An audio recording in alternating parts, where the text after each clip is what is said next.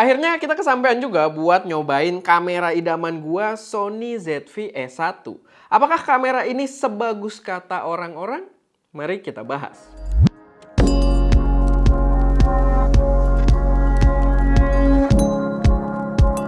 Halo semuanya, selamat datang di channel SM Media dengan gue Erwin. Dan pada video kali ini gue pengen bahas sedikit aja tentang Sony ZV-E1 dan pengalaman kita nyicipin kamera ini. Emang gue harus kasih disclaimer dulu, video ini bukan video review karena waktu kita buat nyobain sangat-sangat sempit. Ini juga bukan dipinjemin dari Sony Indonesia ya, kita minjem barang sampelnya Fokus Nusantara. Jadi waktunya sangat sedikit dan buat kalian yang pengen nyoba langsung juga kalian bisa main ke tokonya Fokus Nusantara karena banyak kamera dan juga lensa-lensa yang bisa kalian cobain di sana. Tapi ya itu, kita dapat kesempatan nggak terlalu lama dan mungkin pembahasannya akan berfokus kepada beberapa poin yang menurut gue cukup menarik aja buat kita bahas. Buat harga sendiri, dia memang bukan kamera murah, tapi dengan apa yang kalian bayarkan, yang kalian dapat value-nya menurut gue cukup lumayan. Untuk harga body only-nya, dia dijual dengan harga sekitar 35 jutaan, dan naik turun mungkin tergantung promo yang lagi berjalan gitu ya, tapi sekitar 35 jutaan rupiah. Dan dengan harga tersebut, jeroan yang terdapat di dalam kamera ini sebenarnya terbilang gokil banget. Kamera ini dulu pertama keluar juga dibilangnya itu Baby A7S3 atau Baby FX3 gitu ya, karena memang membawa jeroan yang cukup mirip gitu, kayak dari segi sensornya dan juga spesifikasi video yang mampu dikeluarkan oleh si kameranya. Impresi pertama pas kita cobain pastinya secara fisik dulu. Fisiknya, ukuran kamera ini ternyata bener-bener kecil banget untuk sebuah kamera full frame. Jadi live up to the hype gitu ya, karena orang-orang memang bilang dia compact banget untuk ukuran full frame dan gue setuju. Karena bahkan gue nggak tahu ya, ini mungkin dari feel doang, gue juga nggak ada kameranya di sini, tapi dibandingkan kayak A7C Mark II atau A7CR, gue merasa ini ukurannya agak lebih kecil gitu dari kedua kamera tersebut, yang padahal A7C dan jajarannya itu juga kamera yang dibilangnya full frame compact gitu. Di sini bisa sedikit lebih kecil lagi, mungkin karena dia berada di jajaran yang lebih friendly lagi gitu, kayak ZV gitu kan, yang lebih ditujukan untuk vlogger, dan ini ukurannya emang kecil.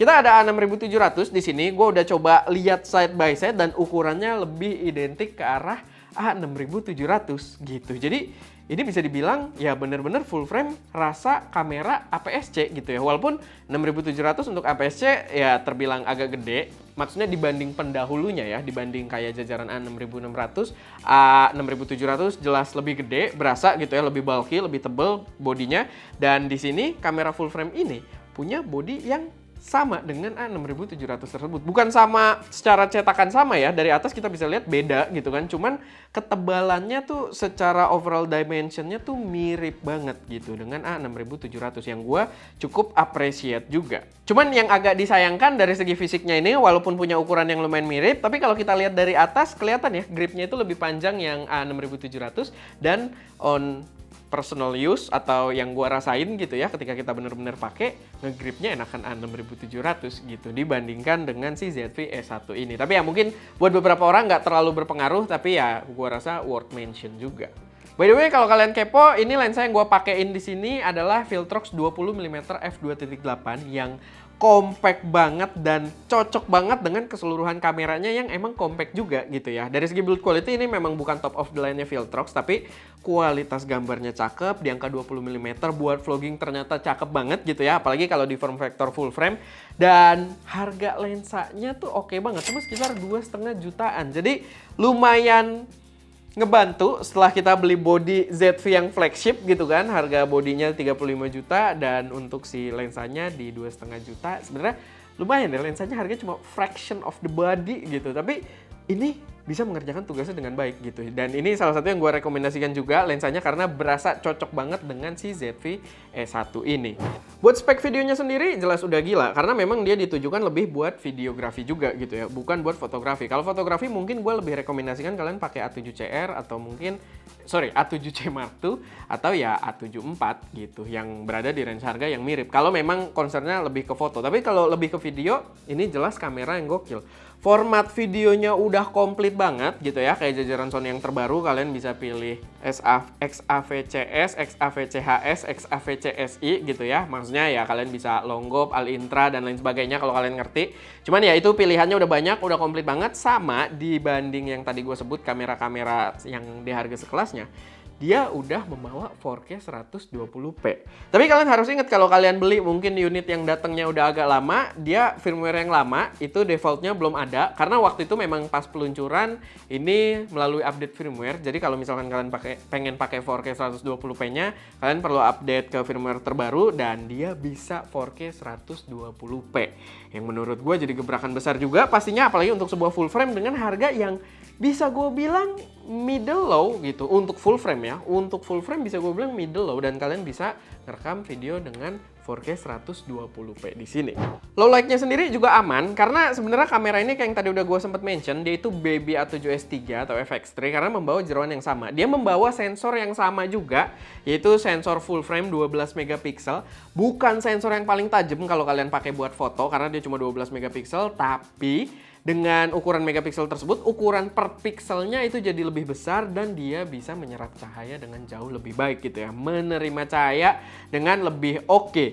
Jadi kalau misalkan tadi pertama kalian bisa 4K slow-mo gitu ya karena processingnya mampu untuk ngambil 4K slow-mo tersebut karena megapiksel si sensornya nggak terlalu gede. Sama kalau kalian pakai low light, dia juga punya performance yang mirip dengan A7S Mark III atau FX3 gitu.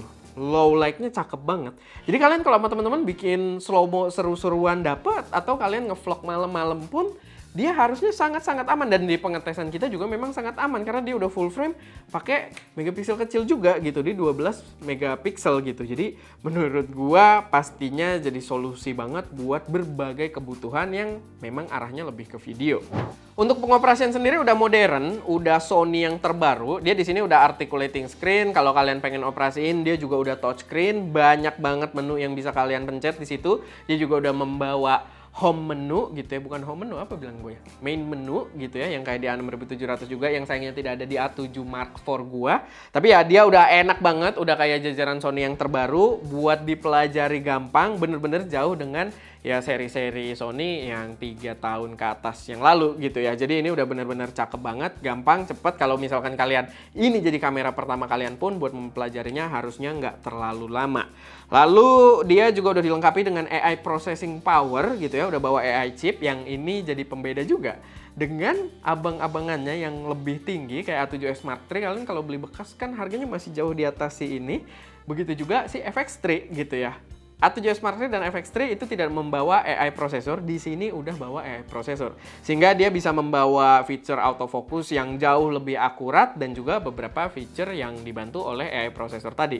Kayak ya auto reframing, kalau kalian solo shooter, kalian pengen videonya lebih dinamis, ya itu kalian bisa pakai feature AI-nya dari kamera ini. Sama yang gue lihat, gue sempat lihat reviewnya Om NC ya, Info Fotografi, itu bisa bikin kayak podcast dan kalian bisa ngetap orangnya, kameranya tuh kayak ngezoom ke situ gitu. Dan itu menurut gue menarik banget. Kalau kalian pengen lihat reviewnya, kalian wajib cek juga videonya di Info Fotografi karena menurut gue itu review yang proper juga. Kita di sini nyobainnya cukup cepet, jadi kita nggak bisa keluarin semuanya dan beberapa pembahasan yang kelewat harusnya udah ada juga di video tersebut. Tapi ya itu fitur yang menurut gue pastinya oke banget untuk sebuah kamera yang untuk full frame dan spesifikasi yang dibawa harganya terbilang cukup terjangkau. Buat overheat emang jadi concern tersendiri buat kamera ini karena ukurannya yang cukup kecil juga. Tapi gini, kita sih untuk penggunaan normal kita belum ngerasain overheating issue, tapi mungkin pengetesannya juga terbatas karena belakangan kita ya pakainya di dalam ruangan dan kalaupun kita keluar rata-rata lagi mendung atau hujan gitu ya. Jadi nggak bener-bener kepake dan kita juga workflow-nya itu nggak ada record video yang lama ala-ala podcast. Cuman yang kita dapetin ketika nyoba si 4K 120p-nya, itu ketika nyobain 4K 120p-nya, 4K slow-mo-nya itu lumayan langsung terasa anget gitu. Perbedaannya lumayan signifikan dan lumayan cepet juga.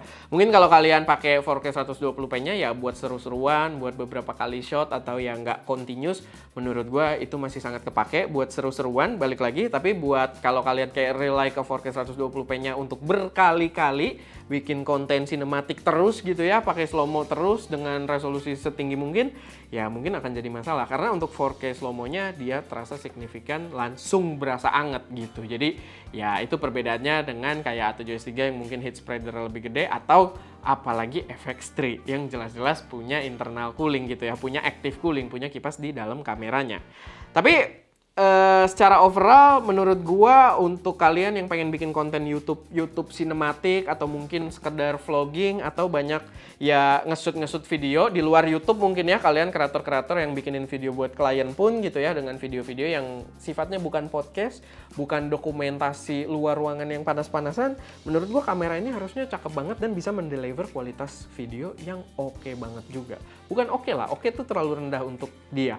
Menurut gua sangat-sangat bagus gitu loh. Cuman ya tadi kalian pikirin aja, kalian butuh soal concern penggunaan jangka panjang atau long duration-nya, bukan jangka panjang pakai bertahun-tahun ya. Maksudnya videonya long duration atau kalian pakai di kondisi panas. Itu perlu dipertimbangkan juga karena ukurannya yang memang cukup kecil. Tapi di luar dari itu, menurut gua apa yang dibawa oleh kamera ini udah sangat atau lebih dari cukup, terutama buat video. Dan gue memang tidak akan bahas soal fotonya, balik lagi waktu kita terbatas dan kamera ini tidak diperuntukkan untuk penggunaan fotografi gitu ya. Memang diperuntukkan untuk video dan menurut gue ini benar-benar cakep. Dan kalau kalian yang ngikutin channel ini, gue udah lama mendambakan ZV E1 ini. Dia sempat main ke channel SM Media sekarang, thank you to Fokus Nusantara, kita cobain dan gue memang agak galau gitu ya.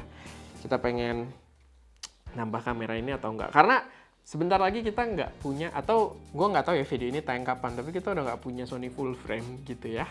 Secara ya nggak ada gitu, pokoknya bukan secara apa, nggak ada lagi gitu. Dan mungkin ini bakal jadi investasi yang menarik. Cuman unit yang ini harus gue balikin ke Fokus Nusantara. Tapi ya, itu sedikit pembahasan gue seputar Sony ZV-E1 ini. Semoga bermanfaat, semoga bisa berguna buat teman-teman semua, jadi referensi gitu ya. Kalau misalkan ada koreksi, saran, atau pertanyaan, atau teman-teman punya pengalaman juga dengan kamera ini yang pengen kalian kasih, silahkan taruh aja semuanya di kolom komentar. Dan ya, itu aja. Gue Erwin, di belakang kamera ada Ska, dan jangan lupa untuk berkarya.